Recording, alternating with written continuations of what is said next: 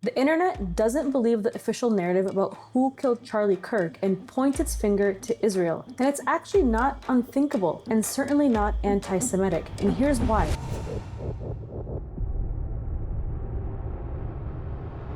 In the last 50 years, there is no other nation that has committed more targeted assassinations around the world, including inside Western countries, more than Israel. This week alone, Israel took out nearly half of Yemen's government. But here's why Charlie Kirk mattered. For most of the last 2 years, he loudly defended Israel's genocide in Gaza, dismissed famine reports, and spread Islamophobia to his massive base, serving Israel. His group, Turning Point USA, wasn't just another conservative nonprofit.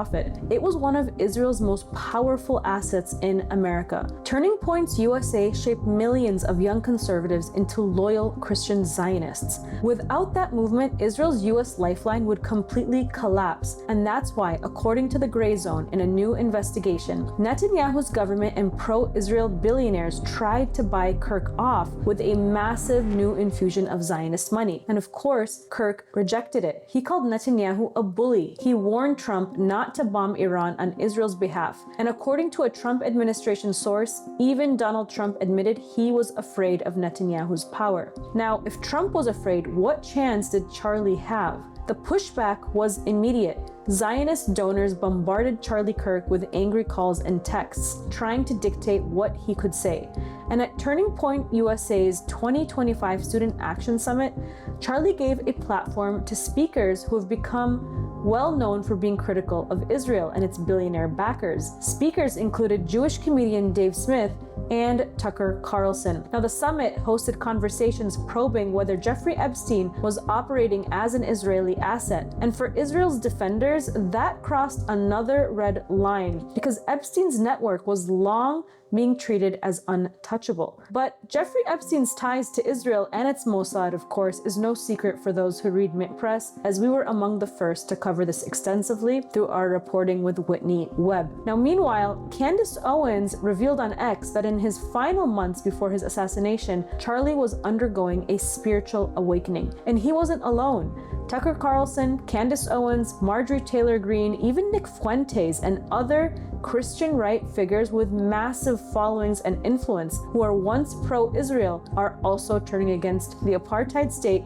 because of its genocide in Gaza and are questioning the US-Israel relationship. And this is part of a larger trend. Only 24% of young Republicans right now side with Israel over Palestine. Consider this. Even the American Jewish Committee, one of the oldest and most powerful pro-Israel lobbying organizations in Washington, with deep influence over US foreign policy, publicly blasted Charlie Kirk on X in July after Kirk began to question Israel. For an establishment group that has long relied on Christian Zionist allies like him, that was a major signal. Charlie was no longer considered reliable. Add to this the climate of intimidation. Now, the Gray Zone also cites a Trump-era insider who described Israeli operatives planting electronic devices on U.S. emergency vehicles. And these are surveillance devices, feeding the sense that even the White House itself was being bullied and watched over by Netanyahu's spy machines. So when Kirk was gunned down by a sniper in Utah, the question wasn't just who pulled the trigger, it was who had the motive.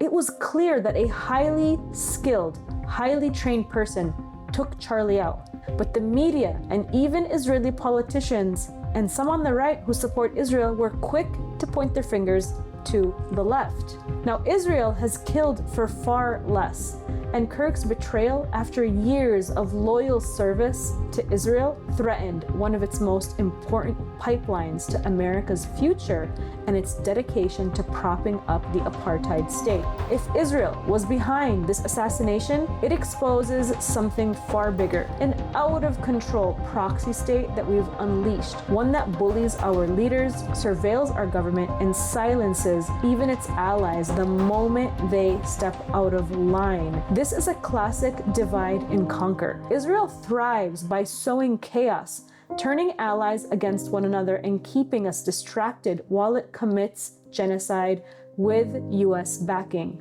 We can't let that tactic succeed. We need to stay focused, because if Israel can eliminate the man who built one of its strongest youth movements the moment he broke with them, then what does that say about the monster the United States has let loose? The motive is undeniable. The only question left is whether we'll ever be allowed to know the truth. The way you are treating me is so repulsive. I have text messages, Megan, calling me an anti-Semite. There's another article out in the Times of Israel today. I could read it on air. I was just reading before I got on. Charlie, what are you doing? Like, why are you... What am I doing? I'm sorry. Like, let's just take a step back here. Like, I'm an American citizen.